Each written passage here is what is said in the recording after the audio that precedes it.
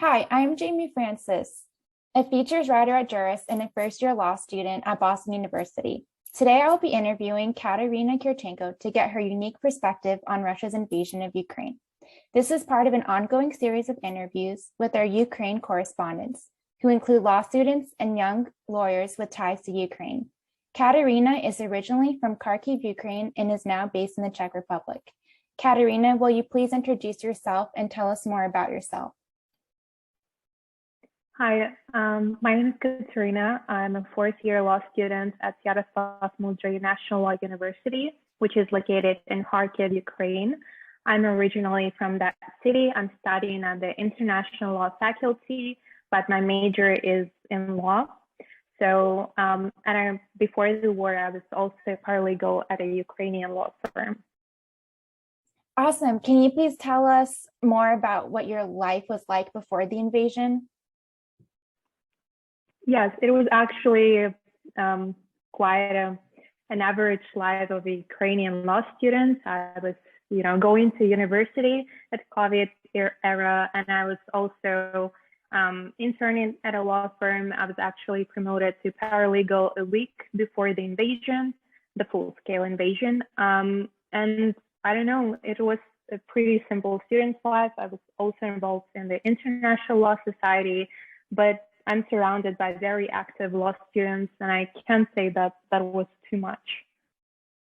So how did you learn that the invasion had begun, and what were your initial thoughts when you found out?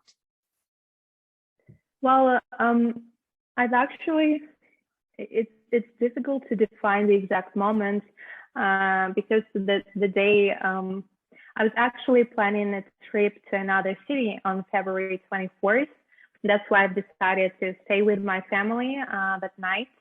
I couldn't fall asleep, and I've read some news about the shootings in Ukrainian-controlled Mariupol, and also that they've closed the sky above Ukraine. So I went to my family and said, look, I think the war has started. They've told me I was paranoid. And because that week I was very exhausted. I thought so too, but I went to bed, I fell asleep because I didn't sleep properly the entire week. And then I was waking up in 2 hours, and my family just told me to pack your things, we're leaving. And I didn't ask for an explanation. I understood what's going on, but I just didn't want to hear the words out loud. So I guess that's how I found out. Yeah, and my initial thoughts, shock. You can't believe that is going on. My whole set of values and beliefs was also damaged because, I believe in international law. I believe that something like this cannot take place, and suddenly something like this just burst out, and I was shocked. Not only because this war has taken place, not only because somebody was killing the civilians and attacking us, but just I couldn't believe how it's allowed. So I guess that was my initial reaction. Yeah, thank you for sharing that. So how has your life changed since then, now that we're into several weeks into the invasion? Well, I had to evacuate to the European Union with my mother and my brother. A lot of family members are in Ukraine.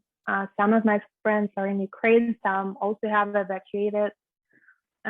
It's difficult for me to estimate right now how my life has changed because, it's still an ongoing conflict. But as many as my friends do, I still believe that in time I will be able to go back and to return to my house. But of course, it's really very difficult for me to understand the impact and to evaluate what's going on. But I think it will take an entire lifetime. Yeah, so you spoke about leaving Ukraine, but you still having some friends there. So Do you know who exactly is left in Ukraine right now?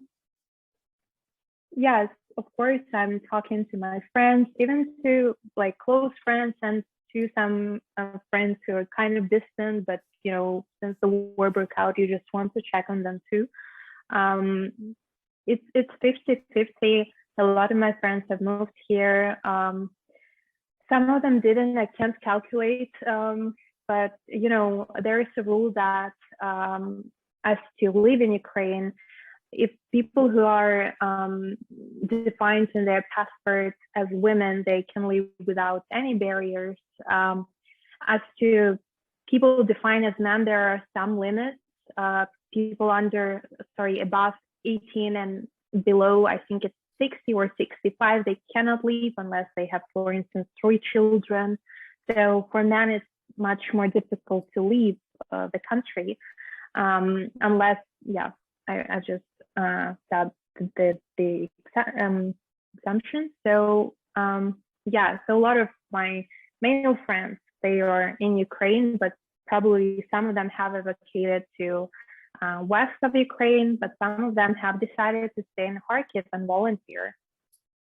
Yeah, so for those that are left, what are their biggest concerns and how are their needs being addressed during this very intrusive conflict?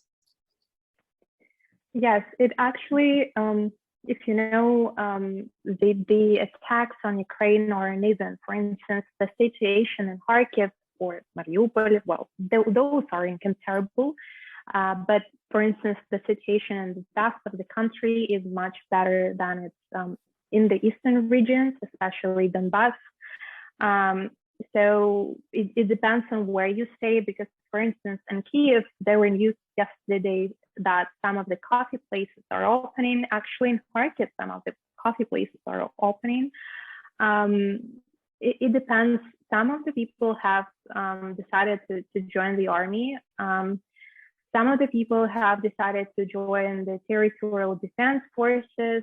Some of people volunteer. They might help with the humanitarian help or with just trying to collect money for the army or for other people. Even those who moved to west of Ukraine and continue working, they still try to do something to help. And even people like me who have evacuated to other countries, we also try to find how we can help, whether people in Ukraine or other evacuated people. That's awesome. And do you have a sense of how many journalists are left in Ukraine that are able to cover and report on the developments? Well, as far as I know, this was, heavily documented. It depends on the location. Like I've read recently that one of the last journalists has left Mariupol. And I've read his story, how actually Russians were trying to find him and kill him there. So I know for sure that being a journalist reporting there, especially in the hot areas, is very dangerous, because those people are actually among the primary targets of Russians. So, but for instance, in Lviv or other cities, as far as I know, there are many journalists, but I don't know the numbers. Yeah, and for people who have left the country, do you know if there's any plans to ensure that those individuals will be able to return in the future? Well, actually, of course, not all of them will be able to return. If for me, for instance, when I think, I just know that even if I return home, nothing will be the same, and I'm not sure if I ever will feel safe at home. But of course, a lot of people, when we win, they want to return. I know that there are already projects of Ukrainian architects such as Slava Baldek, who are actually trying to find out what Ukrainian cities will look like. I remember reading one of the officials, maybe even the president, were talking about how the new buildings that we will have will be more adjusted for the wars and for the bombings. Um, Probably a lot of new infrastructure will be built. There are already news about some of the European funds trying to sponsor the rebuilding of Ukraine.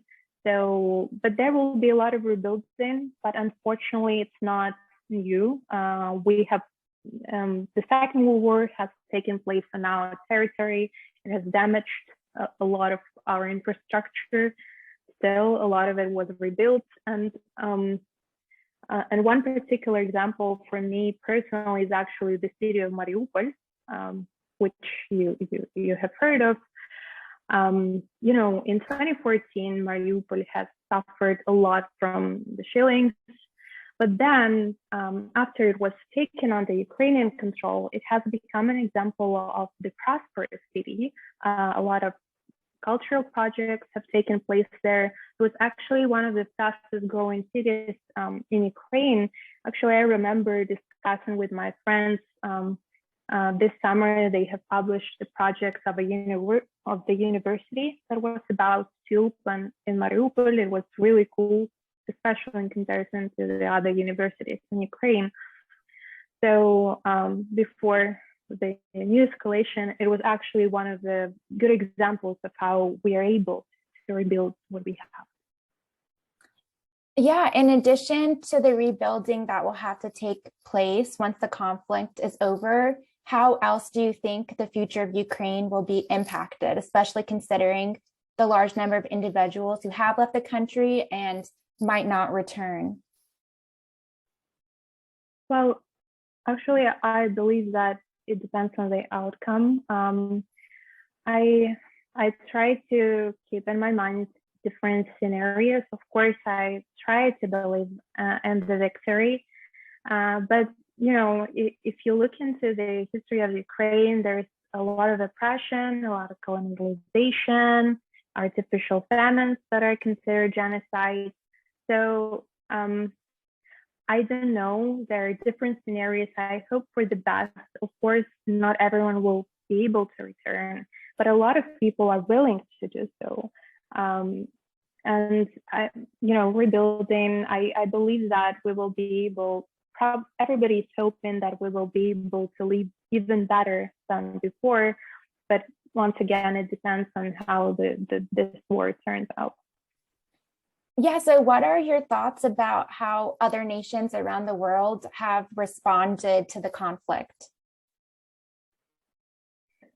Well, there are some very pleasant surprises and some disappointments.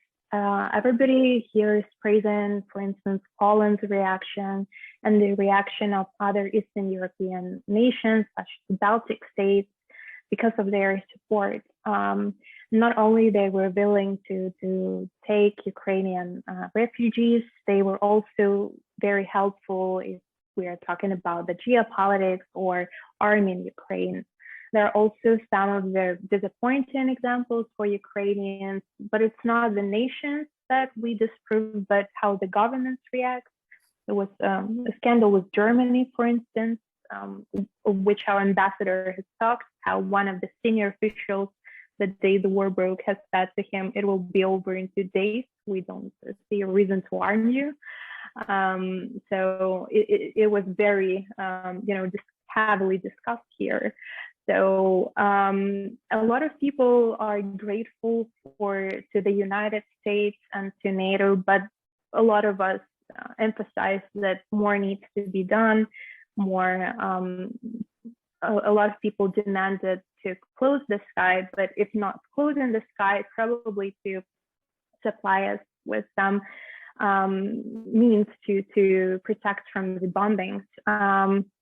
The reaction of Britain was quite surprising for a lot of Ukrainians, since Britain decided to be such a strong ally. A lot of people were also surprised by the reaction of Japan and disappointed by the silence of China or some African and Middle Eastern states.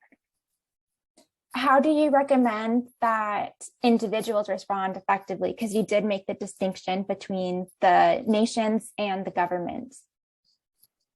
Well, I think that one of the examples might be Germany, although a lot of people are very disappointed in the actions of their government. especially in comparison with even Baltic states. A lot of their people seem to be very welcoming the refugees. A lot of the people, maybe you've seen the pictures of meetings in Berlin. Those were very huge. But, so distinctions are made, and a lot of, or for instance, Georgia, their government, it didn't react that much. It didn't impose sanctions until yesterday, but they had huge meetings, a lot of support coming from Georgia. So we still try to make the distinction. But sometimes governments do reflect the position of people who they represent. So how do you think that this conflict will change the European politics after it's been resolved? Do you think it'll be a long-lasting change? Yeah, I'm a law student, so I think that it must be noted that my opinions also on monitoring everything, they're very, not very accomplished. But I think they have already changed. Before that, nobody saw Russia as a threat, and now everybody uncovers how much Russia intervenes in the affairs. A lot of expel Russian diplomats, a lot of states do so, uncover Russian influence. Also in Britain, for instance, they try to uncover how much money laundering Russia does there and around the world.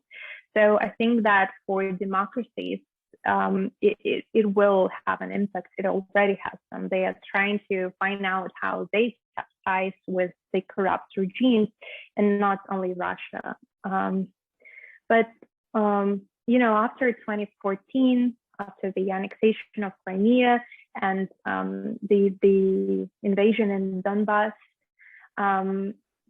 although states have imposed sanctions, they have actually deepened the ties with Russia. They have continued to supply them with weapons.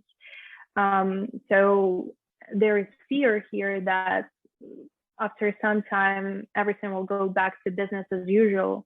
So we hope this will not be the case, because we are now killed with the weapons that were supplied by European states, which isn't really great.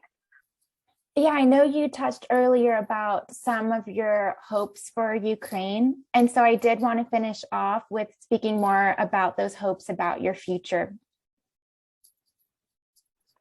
Well, it's very unclear, because I had one plan for my future. Now I'm trying to adjust and to navigate what's my plan, because I'm a law student specializing in Ukrainian law, and now I'm still hoping to go back to Ukraine, but I also, as cynical as it sounds, I also have to find out what is my plan if I'm unable to go back.